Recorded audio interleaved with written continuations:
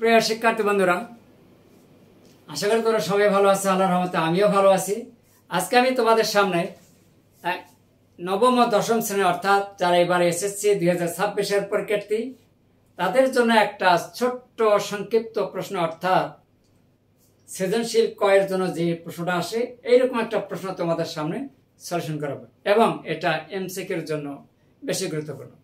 দেখো, অনেকে মনে করে যে গণিত আমি পারি না, গণিত খুব জটিল, আমি তাদের জন্য আমার এই ছোট্ট ভিডিও ক্লাসটি তোমরা যদি শুরু থেকে শেষ পর্যন্ত দেখো ইনশাআল্লাহ বুঝতে পারবে। তো চলো দেরি না করে প্রশ্নটি সলিউশন করা যায়। এই প্রশ্নটি কিন্তু সৃজনশীলের ক এর বেশি আসবে না, কিন্তু বেশিরভাগ কোথায় আসবে? এমসিকিউতে। অনেকে কিন্তু এমসিকিউতে খুব দ্রুত গতিতে 1 মিনিটের মধ্যে ফলাফল আনতে পারে না, সমস্যা হয়ে যায়। তাই চলুন আমরা কিভাবে সমাধান করব দেখি।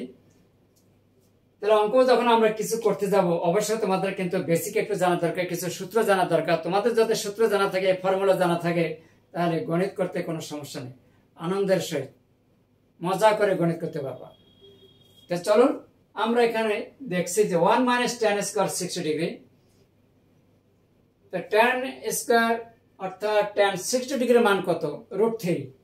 এটা কিন্তু জানতে হবে, তোমাদের বই দেওয়া আছে 9.2 এর দিকে 4টার মধ্যে এটা দেওয়া আছে।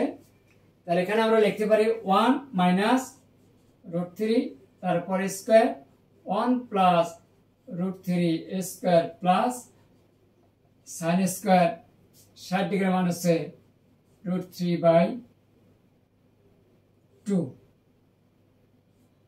এইটা তাহলে এখন সরি কাছে কাছে √3/2 তার উপর স্কয়ার। এখন 1 - √ স্কয়ার কাটা যা থাকে 3, নিচে 1 + 3 +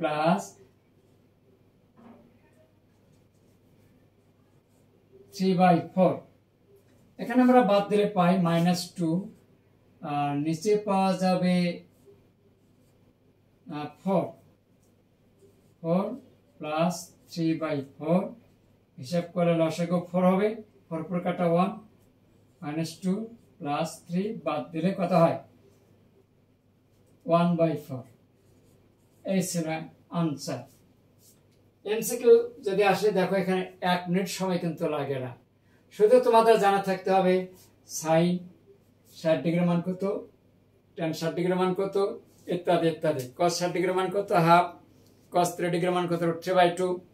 এইরকম যদি তোমাদের ডিগ্রি চার্টের মানগুলো জানা থাকে তাহলে এই সমস্ত বা এইরকম প্রশ্নের উত্তর তোমরা খুব সহজভাবে নির্ণয় করতে পারবে।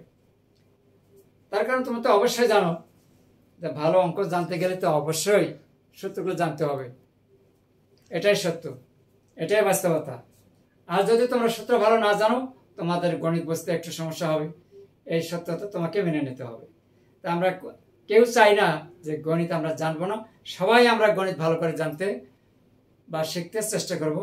সেই সাথে অবশ্যই আমরা বেসিকগুলো ক্লিয়ার করার চেষ্টা করব।